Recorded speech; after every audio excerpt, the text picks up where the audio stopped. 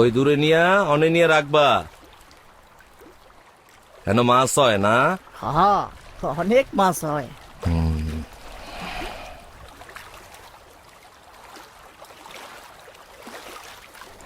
ও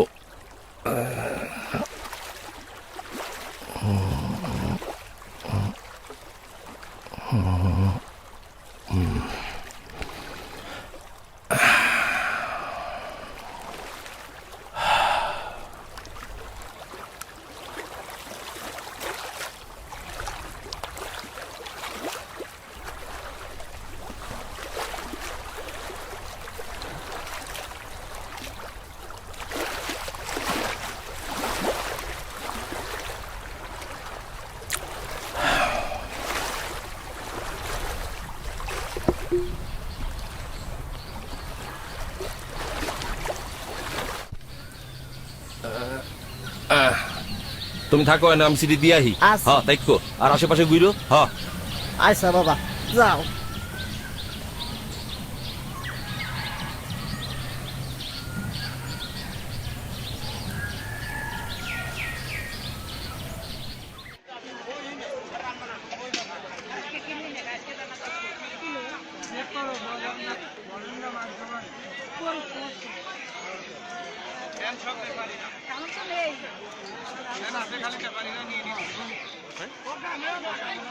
ছিনতাইকারীরা কি এই দেশের মানুষজন ছিল?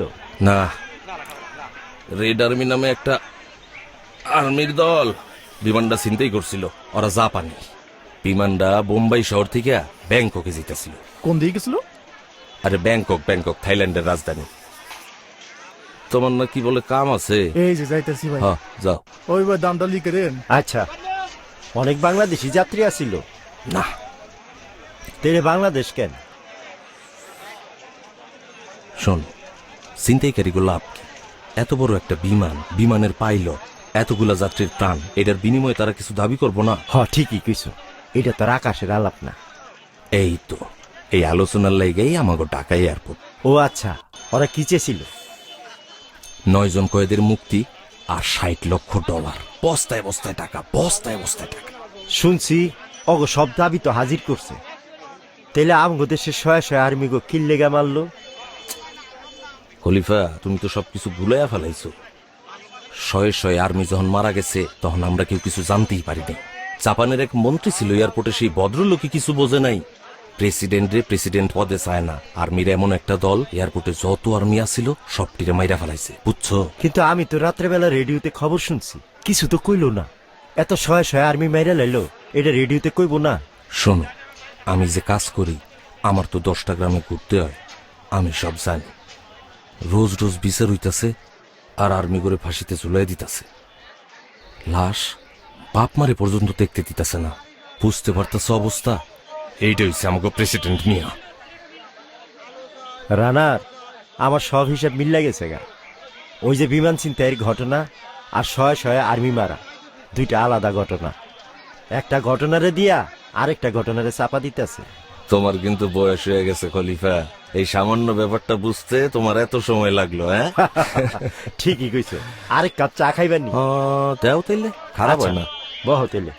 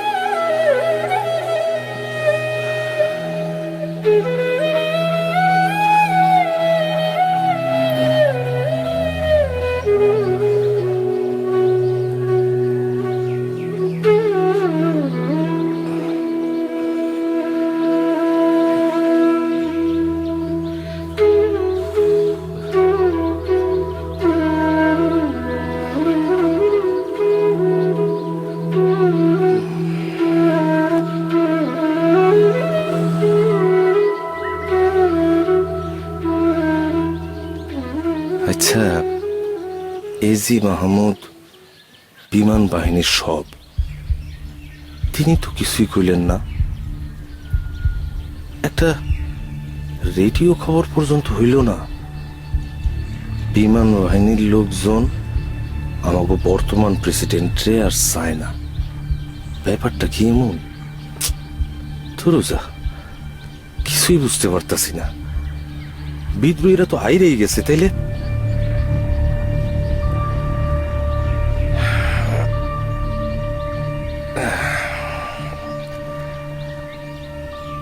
বলদি পুকুরের ময়জুদ্দিনের বড় ছেলেটা বিমান বাহিনীর বড় সাহেব, এরও কোনো খোঁজ খবর নাই। আমারে দেখলেই দৌড়ে আসে ময়জুদ্দিন।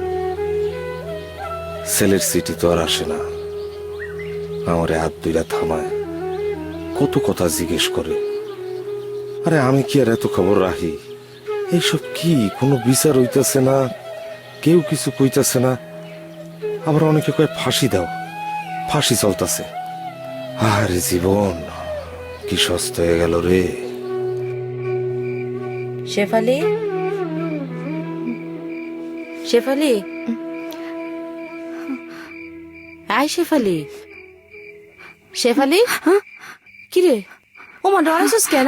আমি কিরে, তোর না গায়ে জ্বর? বাইরে বারান্দায় শুয়েছিস কেন? ঠান্ডা লাগবো তো, যা ঘরে যা।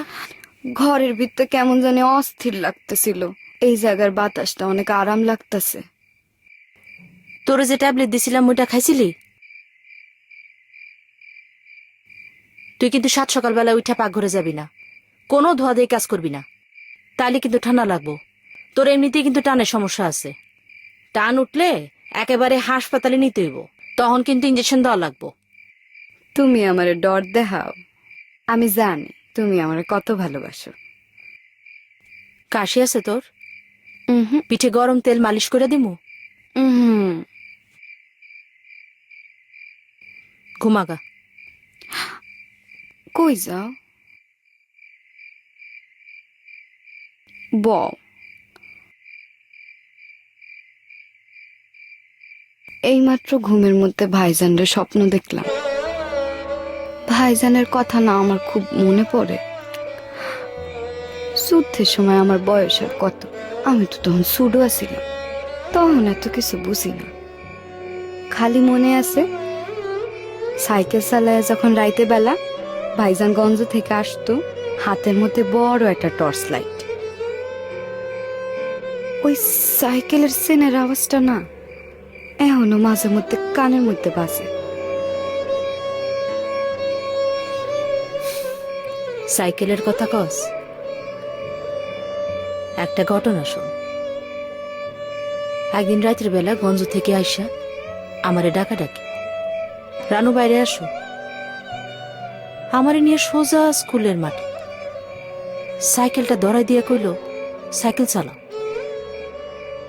আমিও না তার সাহসের উপর ভরসা কইরা প্রথমবারই ফুল প্যাডেলে চালাইতে শুরু করলাম।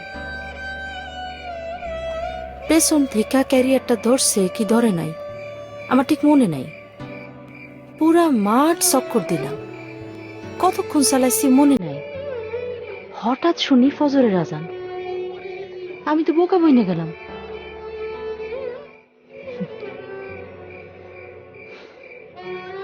মানুষটা ছায়ার সঙ্গে থাকলেই না সাহস বাড়ে। সেই সাহসের জোরেই তো এখনো চলতেছি। বাসায় যদি কখনো কোনো বেশি মানুষের খাওন দাওনের অবস্থা থাকতো, সোজা পাকঘরে সকাল থেকে পাকঘরটা দখল করত। তার হাতের রান্নার যে কি স্বাদ, সেই রান্নাটা না আমি শিখতেই পারলাম না।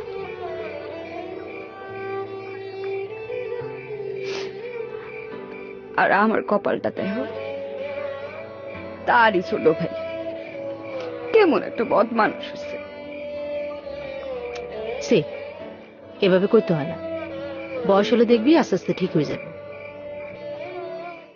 ভাবি তুমি বিশ্বাস করো, হয় একটা ছোট লোক খাইসলত কি কোনোদিন বদলায়? এখন আবার কয়দিন ধরে দেখি ফুরফুরা। নিশ্চয়ই মাথার মধ্যে কোনো কুবুদ্ধি আছে।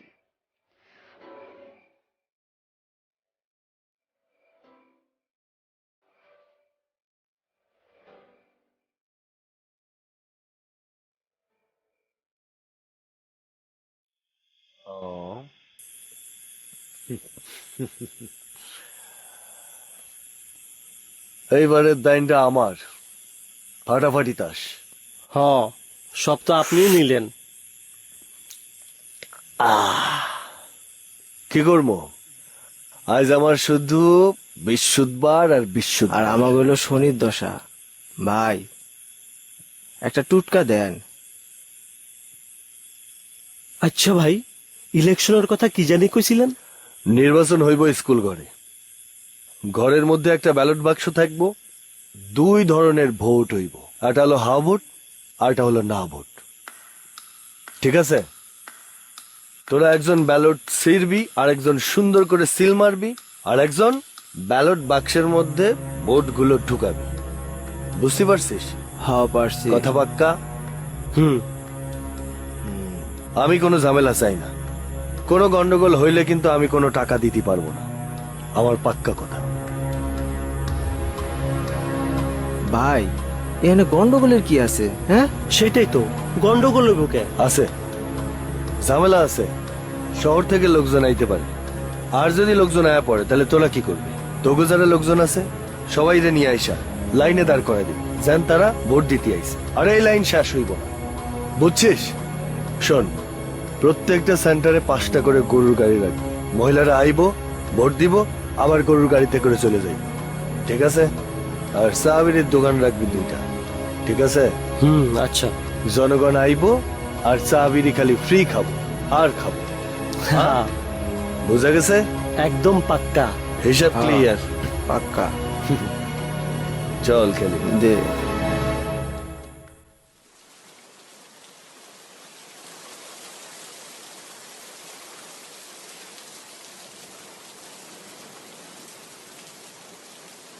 ভাবি, ভাবি। আরে ক্ষতি ভাই, আসসালামু ওয়ালাইকুম আলাইকুম। সালাম, ভেতরে আসেন। বৃষ্টিতে ভিজে হ্যাঁ। যাবেন তো। আয় হায়, জি বসেন, আমি আপনার জন্য পানি নিয়ে আইতেছি। আচ্ছা।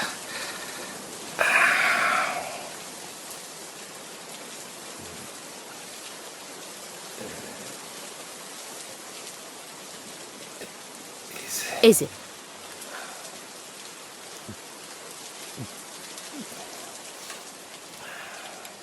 আপনার একটা সিডি আছে সরকারি, আপনার তো খালি সরকারি সিডি আসে ভাবি।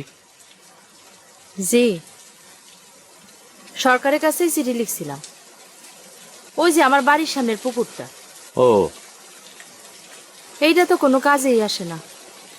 বাড়িতে ছেলে পুলে থাকলে ধরেন সারাদিন লাফালাফি করতো, দাপাদাপি করতো। বাড়িতে তো সে বাচ্চাও নেই, মাছও তেমন একটা নাই। মাঝে মাঝে ওই পানি সেচ দিছিলাম, তেমন একটা মাছ পাওয়া যায়নি। আর সব সময় ওই 4-5 ফুট আপনার পানি থাকে, ওইটাতে আবার তেলাপিয়া মাছ খুব ভালো হয়। তাই ভাবছিলাম একটু মাছ চাষ করব, ওই জন্য চিঠি লিখছিলাম। উত্তরে মৎস্য বিভাগ থেকে যে চিঠির উত্তর আসছে, ওটা দেখার পর তো আমি একা একাই হাসি। কেন ভাবি? আরে ভাই, আমি কইছিলাম যে আমি মাছ ছাড়তে চাই, হেরা তো দেখি নতুন ভাষা লেখা শুরু করছে, কয় তেলাপিয়া মাছের চাষ। এই চাষাবাদ কিন্তু আমার ছাড়লো না, বুঝছেন? আমি মাছ ছাড়তে চাই, হেরা কয় চাষ। আপনার কথা কন ভাবি, আপনি চাষাবাদ করতে পারবেন তো? হ্যাঁ, খুব সহজ। তেলাপিয়া মাছ চাষ করা তো খুব কঠিন কিছু না, ওটা খুব সহজেই পারে, আর যে কোনো পরিবেশে থাকতে পারে। আর আমার পুকুরটা তো ধরেন এমনিতে ভালোই আছে, একটু চুন দিয়ে তৈরি করতে হইব। আর আশেপাশের পাটটা তো ধরেন উঁচা করাই আছে, বর্ষার সময় তেমন কোনো একটা অসুবিধা হইব না। শুধু ছোট মাছ তো বিক্রি করার সময় কম দাম পাবো, এই যে। ও ভাবি, আমি তাহলে এখন যাই। না না না, আপনি একটু খারান খারান।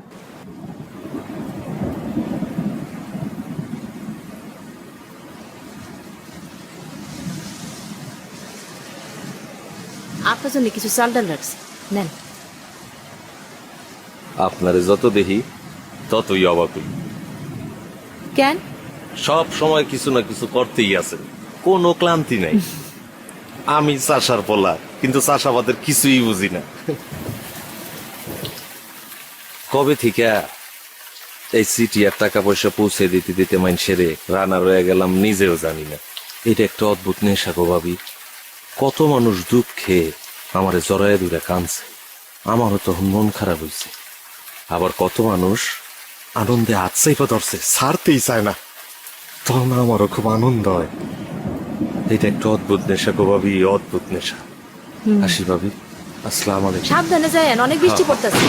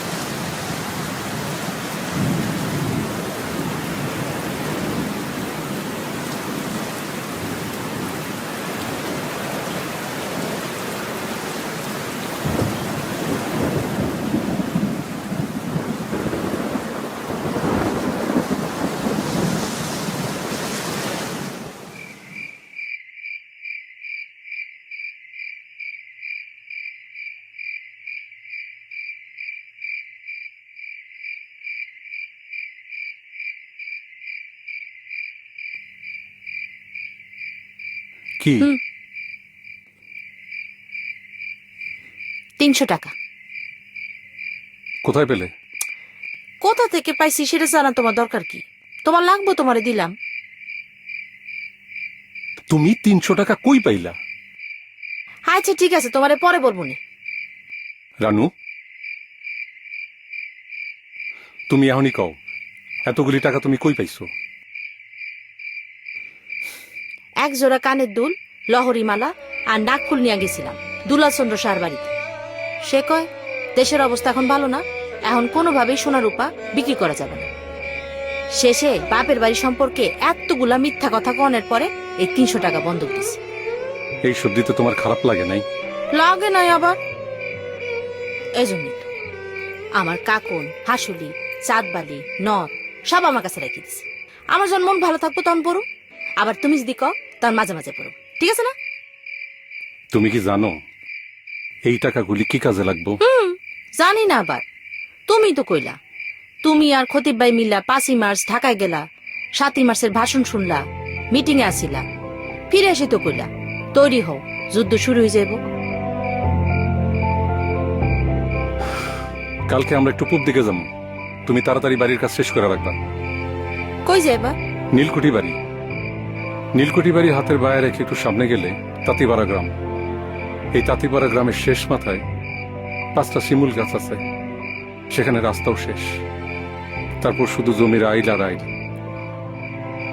সেখান থেকে আমগো চাষের জমিগুলি শুরু, তারপর মাহন্তবিটারে একটু বাইরে রেখা পূব দিকে আগায় গেলে বাহাদুরপুর বিল, সেখানেও আমগো অনেক জমি জমা আছে। এইসব জানে আমি কি করুম? এখন সময় খুব কম, তোমারে তাড়াতাড়ি সবকিছু চিনে রাখতে হইব। ওই নীলকুঠির দিকে তাকাইলে না দেখি মাটির বড় বড় ডিবি আর পিপুল, বাবলা গাছের শাড়ি, ডিবিগুলোর উপর দিয়া সাদা সাদা প্রজাপতি কি সুন্দর করে উড়ে বেড়ায়, কি যে ভাল লাগে দেখতে। আমি আরো ভাবলাম তুমি আমারে চিনাইবা, কোনটা স্বর্ণলতা কোনটা বন তুলসী। ও ভালো কথা, ভুলে গেছিলাম, ওই দুলালের বাড়িতে যখন গেছিলাম তখন শুনলাম ওই গত 17 তারিখে নাকি আমগো সরকার হইছে। এটা নাকি এখন পাকিস্তান সরকার না, আমগো সরকার। খুব ভালো হইছে। আচ্ছা, এখন একটা রেডিও কেনা যায় না? রেডিওর দাম কত হইব? তুমি যে চলে যাবা আমারে খবর দিবা কেমনি? তুমি কি আমারে চিঠি লিখবা? কোথা থেকে লিখবা? তুমি কি অনেক দূর চলে যাবা?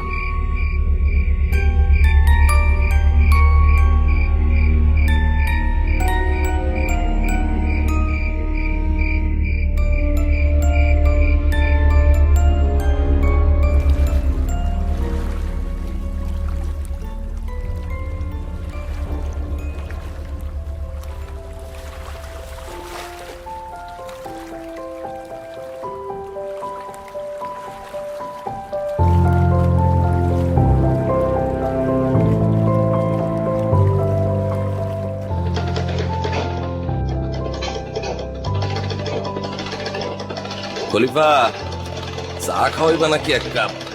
হাতের কাজটা শেষ করে লই। রানা, শুনলাম ইলেকশন হইতেছে। হ 30 মে। ক্যান্ডিডেট কারা কারা? ক্যান্ডিডেট নাই গো, এই হইল আস্থার ভোট। মানে কি? মানে বাক্স একটা, ব্যালটে আর না, আস্থার ভোট।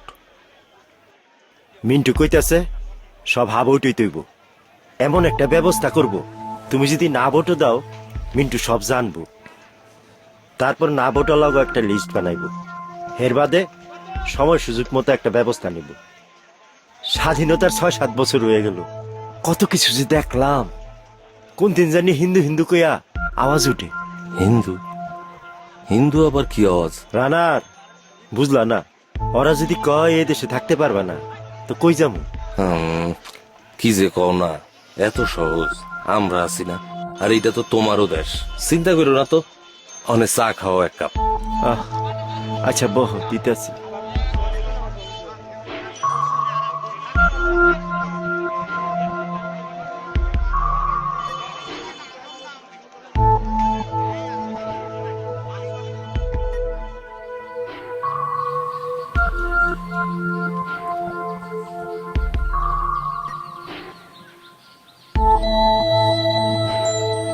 খতিব ভাই, হ্যাঁ,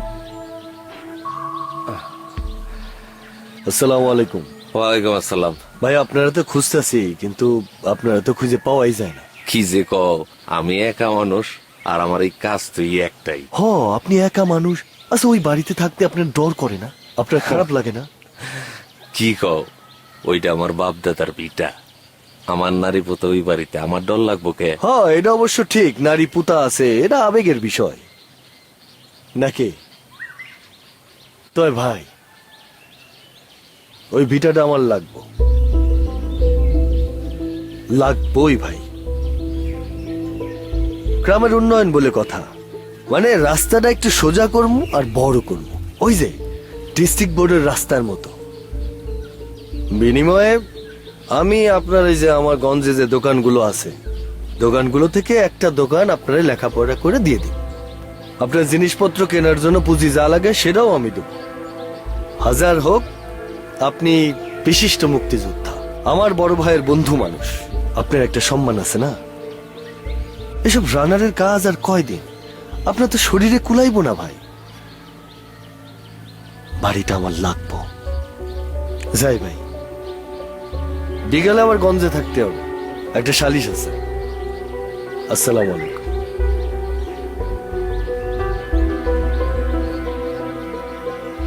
মিন্টু, তুমি যুদ্ধের সময় পিস কমিটির লোকজনের সাথে শহরে গিয়ে যোগাযোগ করে আইছিলা। স্বাধীন দেশে আমরা সব শুনছি। গ্রামের স্কুলে যখন মিলিটারি ক্যাম্প বানায়, তখন তুমি নিত্য যোগাযোগ রাখছো ক্যাম্পে, রাজাকারের খাতায় নাম লিখাইছিলা তুমি। এখন তুমি আমার ভিটা কাইরা রাস্তা বানাইতে চাও, আমারে তুমি ভয় দেখাও। মিন্টু, আমি কিন্তু মুক্তিযোদ্ধা, ইন্ডিয়া গিয়া ট্রেনিং নিয়ে আইছি, আমি যুদ্ধ করছি, আমি একজন মুক্তিযোদ্ধা।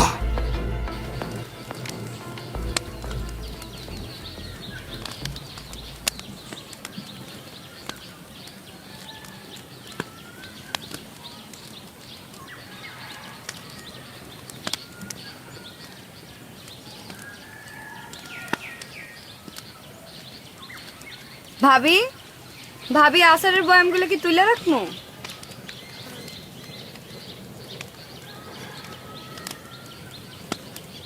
ভাবি, ভাবি, ভাবি, কি হয়েছে? কোন থেকে ডাকতেছি? কি ভাবতেছো? কই কিছু না। কিছু না কইলেই হইব? আমি বুঝি তুমি ভাইজানের কথা ভাবতেছ। আচ্ছা ভাবি, শোনো না, এমন কি কোনো কথা আছিল যেটা তুমি ভাইজানরে কইতে চাইও কইতে পারো নাই, যেটা কোয়ার লেগে তোমার পরাণ কান্দে? কি শুরু করলি শেফালি? কোয়াও না ভাবি আমারে, খোদার কসম, বিশ্বাস করো আমি কাউরে কমু না।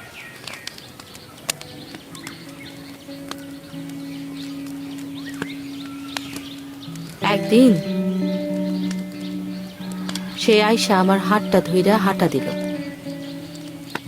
বিয়ার কিছুদিন পর শীতকালের রাত, আলো আন্ধারের ভিতরে কিচ্ছু দেখা যায় না, দূরে শুধু মিটমিট করে আলো জ্বলে। কাছে গিয়া দেখি উজ্জ্বল আলো, কত মানুষ কথা কয়, চিৎকার, হাসাহাসি। মেলা, নাপাইচুন্ডির মেলা। গরু গাড়ি কইরা মানুষ আসতেছে, মানুষ হাঁটাচলা করতেছে, কথা কইতেছে, হাসাহাসি করতেছে। আলো আন্ধারের ভিতরে ঘন মেলার মধ্যে ঢুকলাম। আমি তো তার হাত দুইটা চাইপা ধরে রাখছি। দেখি কাগজের ফুল, শোলার টুপির দোকানে, হাওয়াই মিঠাই, রেশমি চুরি, আরো কত কত কি। মাইয়া মাইনসেরা দাঁড়ায় দাঁড়ায় হাসি ঠাট্টা করে। আমি কাছে গিয়া দেখি এত বড় একটা তেলের হাড়ির ভিতরে জিলাপির পেঁয়াজ দিয়া কি সুন্দর কইরা জিলাপি বানাইতেছে। বাকশিয়ালের কাগজের মুখোশ, মিষ্টির দোকানের বাতাসা, গজা, মুড়ি, আর চকচকা ছুরি, খুন্তি, দা, বটি সারি সারি করে সাজানো। আকাশে রং বেরঙ্গের বেলুন ভাইসাস। জীবনের প্রথম দেখলাম মানুষের ভিড়ে একটা টিনের বাক্সের ভিতরে চোখ লাগায়া বায়োস্কোপ দেখতেছে। পুতুলের নাচ আইজও মনে পড়ে। হঠাৎ একটা লোক কোথা থেকে জানি ছোট ছোট বাচ্চাদের কতগুলা চকচক কইরা জামা মুখের সামনে ধরে কইল, নিয়া যান, নিয়া যান। সামনে যখন এগুলা লাগবো তখন তো আমারে খুঁজেও পাইবেন না। আমার না সেই জামাগুলা কিনতে খুব মন চাইছিল। আজকাল প্রায় না ঘুমের ভিতরে, স্বপ্নের ভিতরে আমি সেই জামাগুলা দেখি। এই কথাটাই তার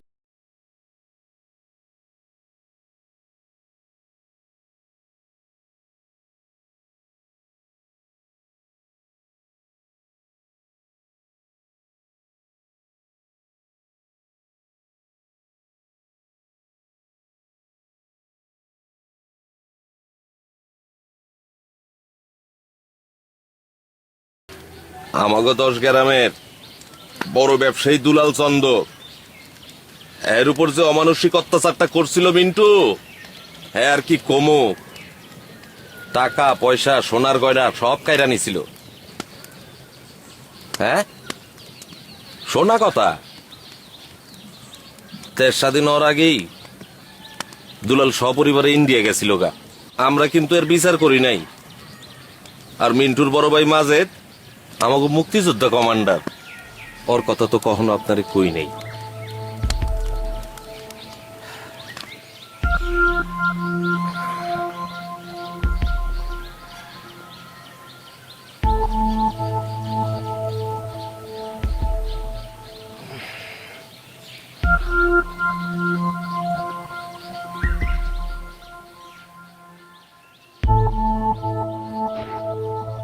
আমরা ছিলাম কালামপুরে।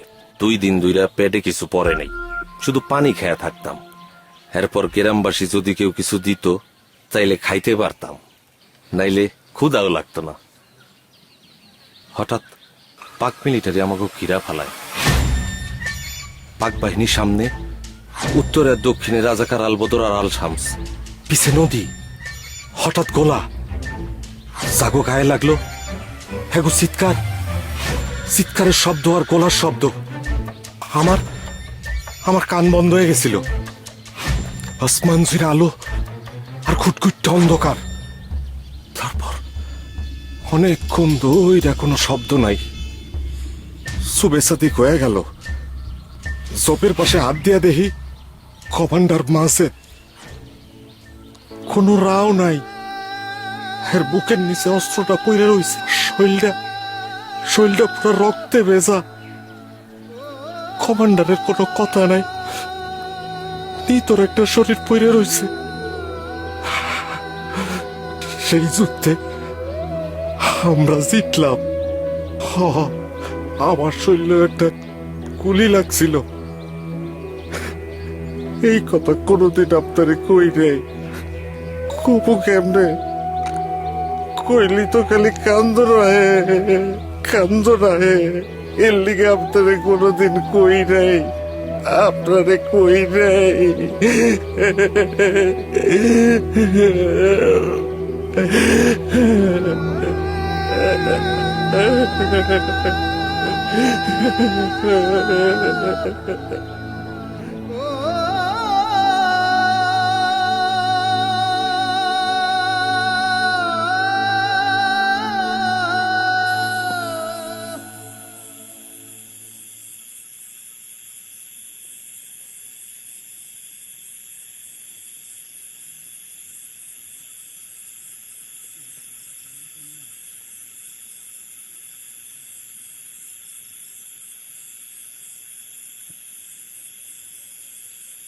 মিন্টু যে ঢাকায় গেল, কবে ফিরবে তোরা কি কিছু কইছে? আমারে কইব কে? খালি কইছে যে ঢাকায় যাইতেছে, কাজ শেষ হলে আয়া পড়ব। আর তুইও কিছু জিজ্ঞেস করস নাই? আমি আর কি জিজ্ঞেস করবো? আচ্ছা ভাবি, ভাইজানের সাথে তোমার শেষ দেখা হয়েছিল কবে? রাইত কত হয়েছে কোনো খেয়াল আছে? যা গিয়া ঘুমাইতে যা। আগে কও, এরপর যাম।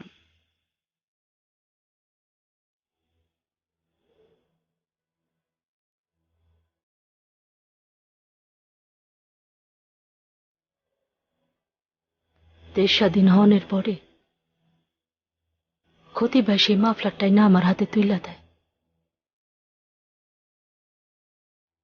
সারা মাফলারটা ভর্তি রক্তের দাগ।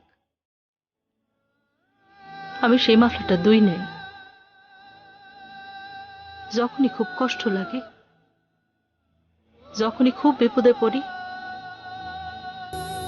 আমি সেই মাফলারটা দুই হাত দিয়া বুকের সঙ্গে আগলায় রাখি, শক্ত করে ধরে থাকি। কি যে শান্তি, তা বইলা বুঝাইতে পারবো না। কত যে শক্তি, তার আর কি বলবো। প্রতিদিন যে কত জর্জাপটা আমারে সহ্য করতে হয়, তাই আমি জানি আর আমার আল্লাহ জানে।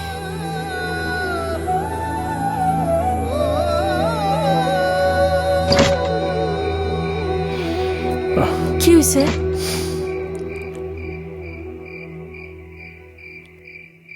বউ, আমরা এখন চলে যেতেছি। এত রাইতে? হ্যাঁ। খাইবা না? না, খাওয়ানোর সময় নেই, বাইরে সব দাঁড়ায় আছে। বেশিক্ষণ লাগবো না। আমি যে একটু লাউ শাক দিয়ে একটু চিংড়ি মাছ রান্না করছি, মাগুর মাছের ঝোল, আমি মাখাই নিয়ে আসতেছি, দাঁড়াও। বাও বাও বাও, কোনো দরকার নাই। তুমি এখন খাইবা, খাইয়া ঘুমায় পড়বা, আর সাবধানে থাকবা, নিজের খেয়াল রাখবা। আচ্ছা। আর আর আমি কি বলবো? তোমরা কই যেতেছো? আমি আসলে চিনি না কোন জায়গায়, তবে টেলিগ্রামটা হলো মেঘালয় শহরে, মানে মেঘালয়ের তোরা শহরে আর কি। ও, সাবধানে থেকো। থাকবো। যাও। এই দাঁড়াও, এটা সাথে নিয়ে যাও, এটা সঙ্গে রাখো, সাবধানে থেকো। তুমি সাবধানে থেকো, হ্যাঁ, নিজের খেয়াল রেখো। হ্যাঁ, যাই।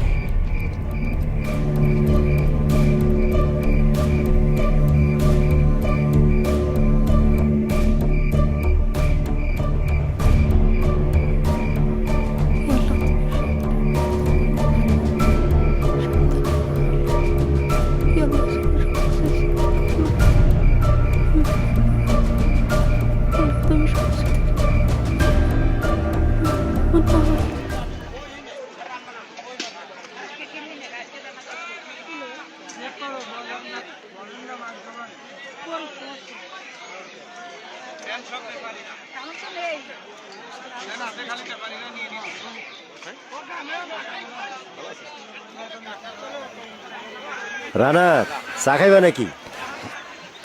না, কেন কিসে? না, তোমার দোকানে যে পরিমাণ বাকি পড়ছে, চা খামো। আর এক কাপ চা খাইলে কি তোমার দেনা পানা আই বুঝাইবো? যাইব গো দাদা, যাইব। মসজিদের সাইলের দোকানে, সেন্টুর মাছের বাজারে অনেকগুলো টাকা বাকি পড়ছে। পকেটটাও ফাঁকা। কবে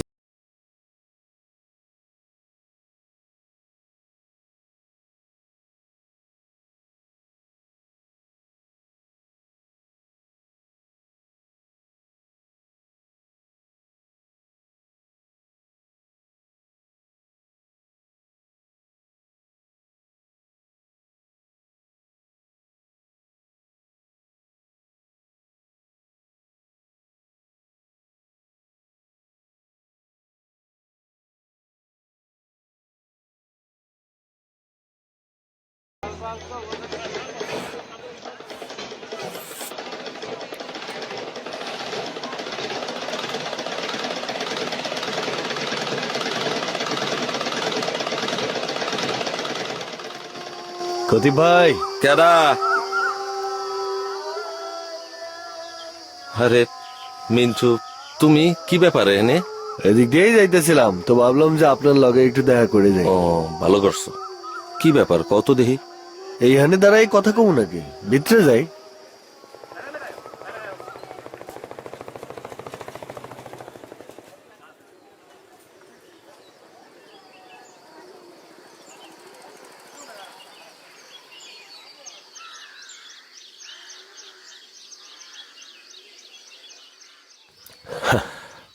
আজ সিটি বিলি করতে যান নাই? আজকে তো বন্ধের দিন। ও, আজকে তো বন্ধের দিন। তো আপনারা যে বলছিলাম গঞ্জে কোন দোকানটা আপনার পছন্দ, সেটা আমারে জানাইলেন না তো। দেখেন, আপনার বাজারের ভেতরে কোন দোকান পছন্দ থাকলে আমারে কইবেন। আর যদি মনে করেন যে না, বাজারের বাইরে ওই যে নদীর পাশে নিরিবিলি জায়গায় একটা দোকান আপনার পছন্দ, ওইখানেই থাকবেন। জানাইতে তো হইব না, আমার হাতে এত সময় নেই। ইলেকশন আয়া পড়বো, জনগণের আমার কইতে হইব না যে এই জায়গা দিয়ে আমি রাস্তাটা চওড়া করব? এটা কইতে হইব না? দেখো, তোমারে তো আমি আগেই কইছি, এটা আমার বাপ দাদার ভিটা। এই জীবনটা এই ভিটাতেই কাটাইতে চাই। তুমি আমার গঞ্জের কথা কও কেন?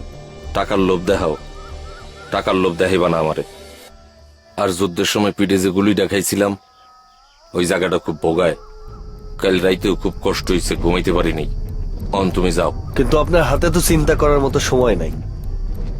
এদিকে আমি জনগণকে বইলা ফেলছি এই জায়গা দিয়ে আমি রাস্তাটা চওড়া করব। আর আমি যখন একবার কইয়া ফেলছি, তখন বন্দুকের গুলি মিস হইলেও আমার কথার কোনো নড়চড় হইব না। রাস্তা আমি করবই। যুদ্ধের সময় কত রাস্তা দিন নাই রাত নাই আইটা পার হইছি তুমি জানো? আর লাশ কি একটা দেখছি? লাশের পাহাড় ডিঙায় স্বাধীন বাংলাদেশ। তুমি আমারে ভয় দেখায়ও না। তুমি আমারে ভয় দেখায়ও না। আমারও যদি মাথা গরম হয়, তাইলে আমার বন্ধু মাজেদ কমান্ডারের কথা কিন্তু আমার খেয়াল থাকবো না। আমি সব ভুলে যাম। আর প্রয়োজন হইলে এই দেশে আবার অমানুষকে লাশ পড়ব। তুমি যাও, আমার বাড়িতে বাইরাও। যাও, বাইরাও। যাইতাছি।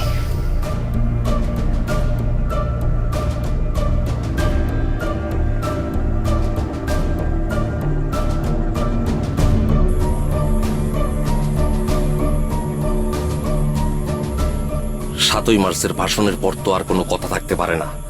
আমি কিন্তু ঠিকই বুঝতে পারতাছি আমাগো দেয়ালে পিঠ ঠিকে গেছে। আপনি মিটিংটা দেখছেন না? দেখছেন তো? দেখবো না কি লিগা? 7 তারিখ সকাল থেকে আমি আর মাজিদ রেস করছে। আমার তো উত্তেজনায় শরীর কাঁপতাছিল।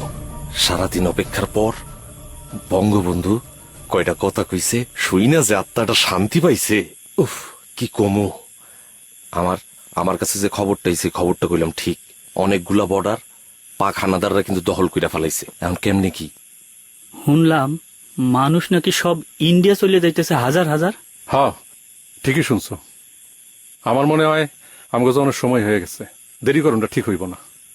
সীমান্তের উপরে ইউথ ক্যাম্প, তারপরে রিক্রুটিং ক্যাম্প সব খুলছে। প্রতিদিনই মানুষজন যায় ওখানে মুক্তিযোদ্ধা হিসেবে নাম লেখাইতেছে। আর তারা প্রথমে যায় ইউথ ক্যাম্পে যোগদান করে, তারপরে যায় রিক্রুটিং ক্যাম্পে। আমার মনে হয় আমরা সরাসরি রিক্রুটিং ক্যাম্পে যোগদান করবো। হ্যাঁ হ্যাঁ, সেখানে 14 দিন থেকে 29 দিন একটা গেরিলা ট্রেনিং দেয়, তারপর সরাসরি যুদ্ধে পাঠায় দেয়। কাজেই আমরা আজকে বসেই এই লিস্টটা ফাইনাল করে ফেলাম। আমরা কেটা কেটা যাবো না। এটা ফাইনাল করতে হইব, কিন্তু এই লিস্টের মধ্যে থেকে কেউ যদি না যায় তাহলে কিন্তু খুব বিপদ। তাই সাবধান।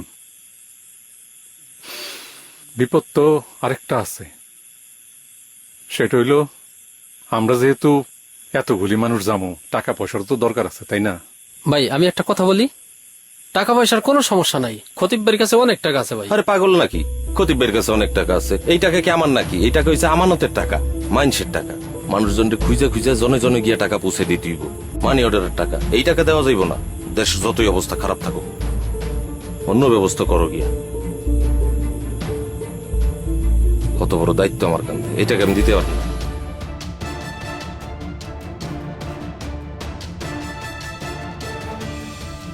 দুলালদার কাছে গেছাম নাকি?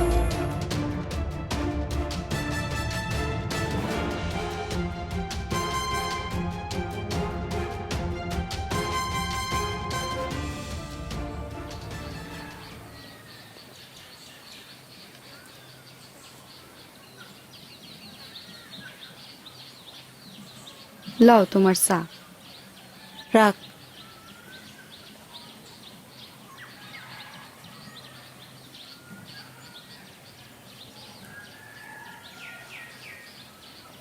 কি হয়েছে তোর? আর কইও না, তোমার দেওর তো নতুন দেন দরবার শুরু করছে। কি হয়েছে? খতিব ভাইয়ের ভিডিওটা নিয়ে এখন ষড়যন্ত্র শুরু করছে। কেন? তার বিটা নিয়ে ষড়যন্ত্র করবো কেন? ওই দিক দিয়ে নাকি রাস্তা যাইব। কও তো, খতিব ভাই এত সহজ সরল একজন মানুষ, হ্যাঁ রে নিয়ে ষড়যন্ত্র করার কোনো দরকার আছে?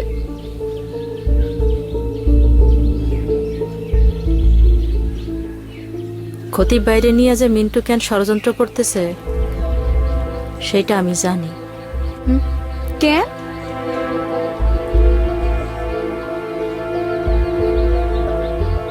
তুই কিছু কস নাই? কইতে গেছি না, পারে না আমারে মারে। জানো আমার আর ভালাই লাগে না, মন চাই বাপের বাড়ি জায়গা। আমার একটা মন ছুটতে গেছে, কেন যে আমার বাপ মা এত ছোটবেলায় আমার এই বাড়িতে বিয়া দিল। তুই তো এখনো ছোট আছিস, কথায় কথায় খালি বাপের বাড়ি যাওয়ানোর কথা। আমার এখনো মনে আছে, তুই যেদিন প্রথম এই বাড়িতে বিয়া করে আসলি, ছোট্ট একটা মাইয়া, বিয়ার পর দিনই উঠানের ভিতরে কটকটা রোদ্দের মধ্যে একটা মাটির চারা নিয়া দাগ কাইটা এক্কা দোকা খেলতেছে।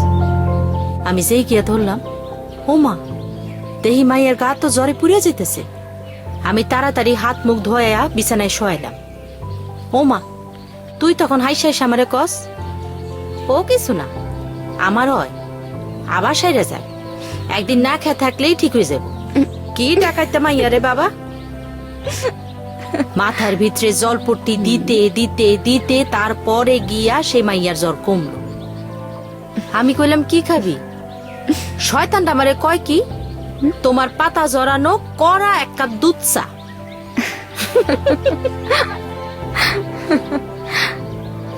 দেই দে, তোর চা কই, খাবি না? না।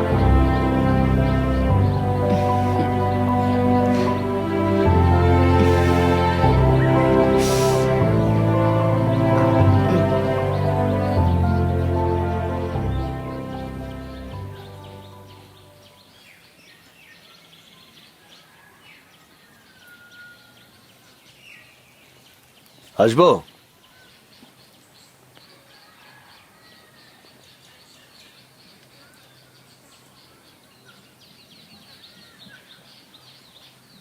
একটা কথা বলার ছিল।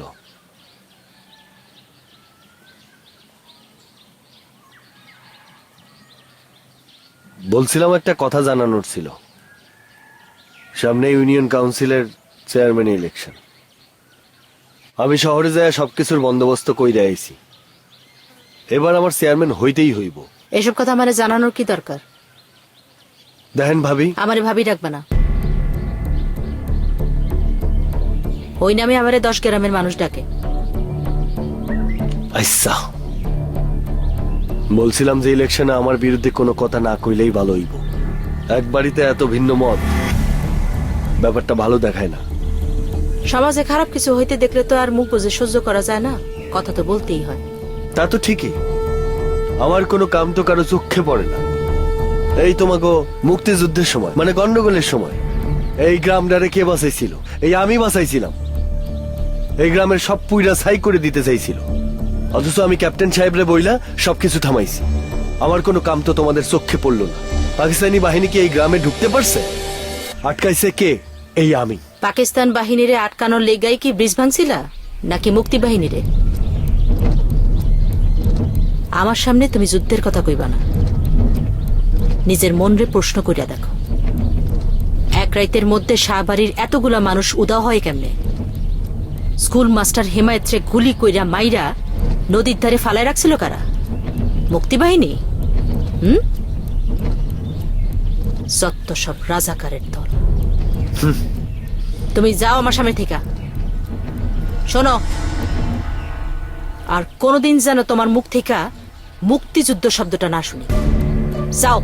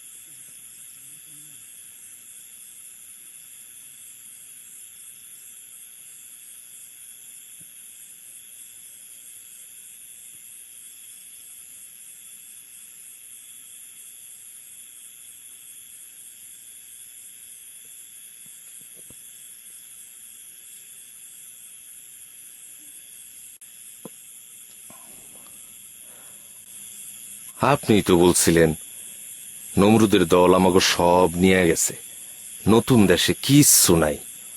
আমরা কিন্তু আপনার কথা বুঝছি, সেই কারণে একটা কথাও কই নেই। সোনার বাংলা তো বললি হয়ে যাইব না, সব আমাকে নিজেকে তৈরি করতে হইব। সেইখানে তো পরিশ্রম আছে, অনেক পরিশ্রম। তারপর এমন এক সুখের দিন আসবো যখন সবার পেটে খাবার থাকবো, গায়ে কাপড় থাকবো, আর মাথার উপরে থাকবো ছাদ।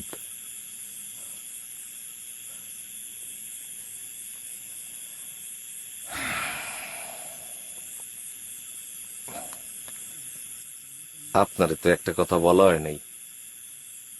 75-এর 15ই আগস্ট আমি ঢাকায় ছিলাম। আমার বন্ধু আলমগীর ওর মেসে ফকিরাপুলে। আলমগীর এজি অফিসে পিয়নের চাকরি করে। আমার খুব শখ ছিল 32 নম্বরে গিয়া আমি আপনার লগে একটু দেখা করুম। না না, কোনো কিছু চাইতে যাবো না, খালি আপনার কাছ থেকে এক নজর দেখব। আলমগীর কি কইছিল জানেন? কইছিল ওই বাড়িতে আমারে ঢুকতে দিব না। আমি তখন আলমগীর রে কইছিলাম, আমি চিৎকার কইরা কমো, বঙ্গবন্ধু এই যে দেখেন আপনার দুইজন মুক্তিযোদ্ধা আপনার বাড়ির সামনের রাস্তায় দাঁড়ায় রইছে, আপনি চুপ থাকতে পারবেন না। আপনি যে চুপ থাকতে পারবেন না এইটা আমি বুঝছি 7ই মার্চের ভাষণ হইন না। এরপর 15ই আগস্টের রাত, অত অন্ধকার রাত আমি আমার জীবনে দেখি নাই। কি বিভীষিকার রাত!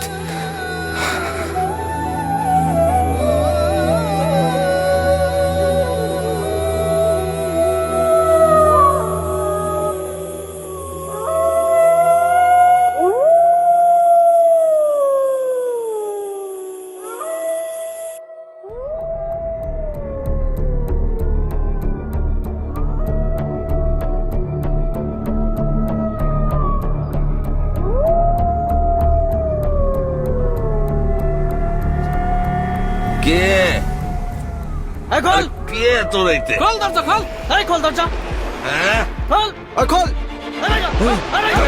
আমার বাড়ি থেকে মানে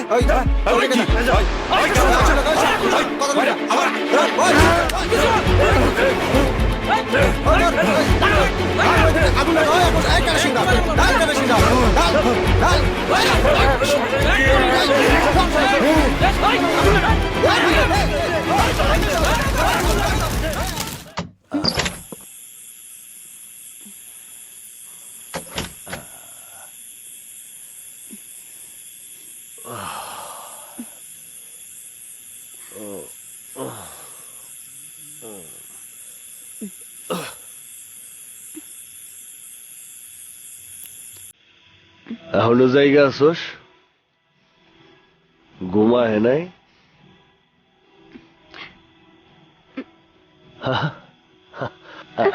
নাকি দেখতে চাস আমি মদ খায় বাড়ি ফিরি কিনা হ্যাঁ?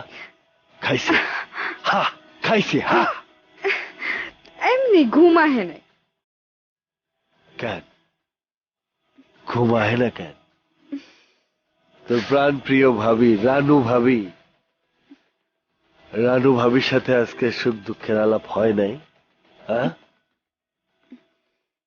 না তাইলে তো ঘুমাইব না যা তোর ঘুম আহনের ব্যবস্থা কইরা দে শুন তোর রানু ভাবিরে যায় খবর দিয়ায় খতিবের বাড়ি পুরাই দিছি সাই কইরা দিছি ওই রানারও বোধ হয় এতক্ষণে পুইরা কয়লা হয়ে গেছে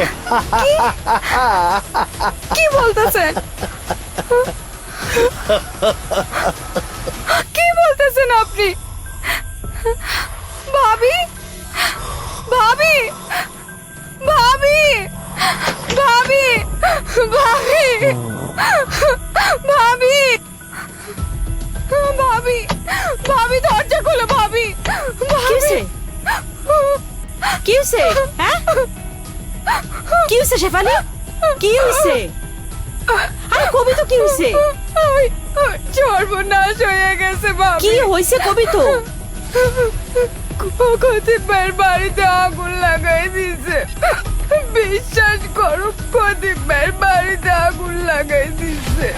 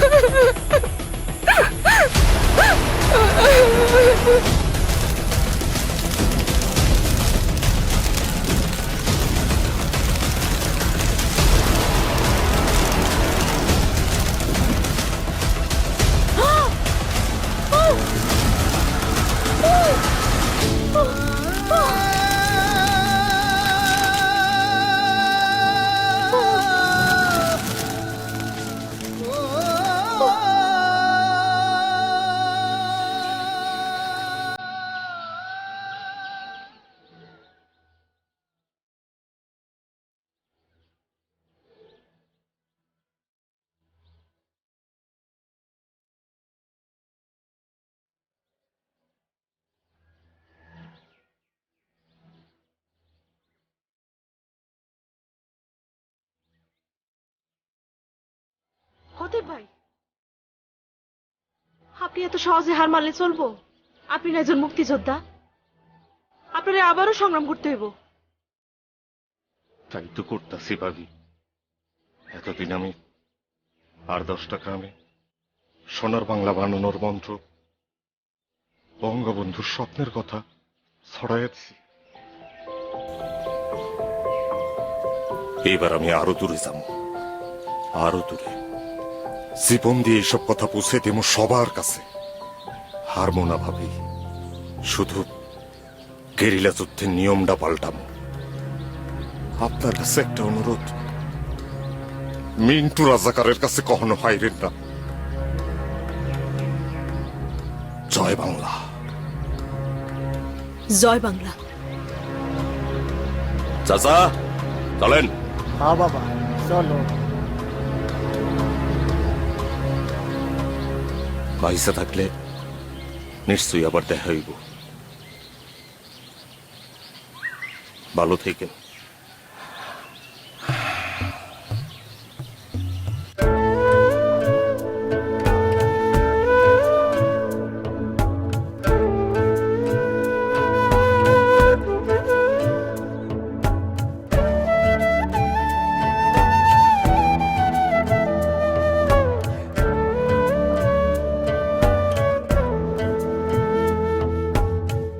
মুজিব মানে শুধুই নাম নয়, মুজিব মানে বিশ্বাস।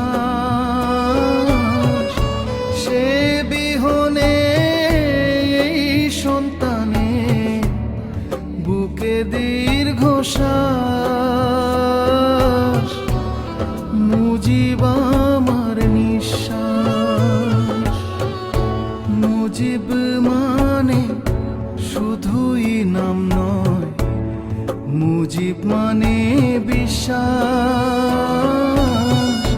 সে বিহনে এই সন্তানে বুকে দীর্ঘশ্বাস। মুজিব আমার নিঃশ্বাস।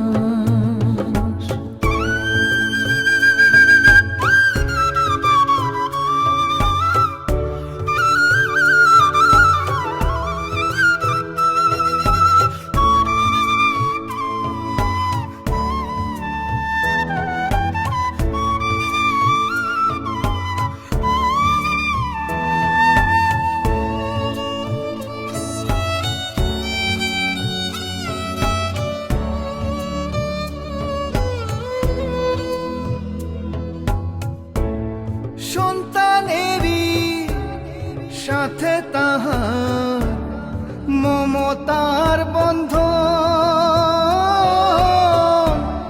তারি ছবি রাখছি ধরে করিয়া যতন। মুজিব আমার স্বাধীনতা মুক্তির সংগ্রাম। মুজিব মানে ভালোবাসা, হৃদয়ের উচ্ছ্বাস। সে বিহনে এই সন্তানে বুকে দীর্ঘশ্বাস।